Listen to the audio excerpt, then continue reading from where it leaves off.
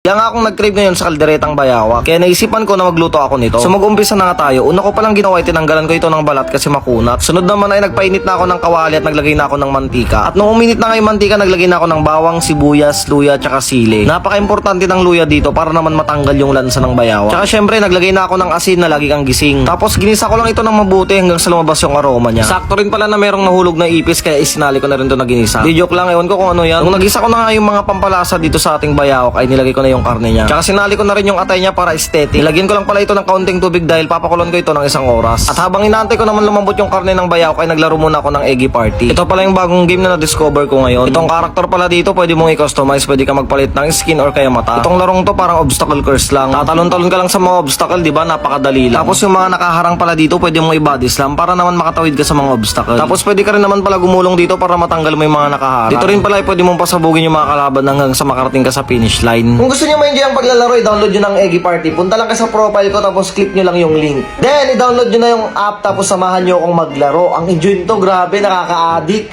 Pagkatapos nga ng 1 oras ng pagpapalambot, malambot na yung karne ng bayawak. Kaya nilagay ko na itong kaldereta mixture. Tsaka papakulan ko lang ito ng ilang minuto. At kung umabot ka pala sa vlog kong to, huwag mo kalimutan mag-like and share and comment na rin kung tagasan ka. Para naman malaman ko kung saan nakarating itong vlog kong to. Syempre, nung naluto na, tikiman time na. If you're not mine, peace out.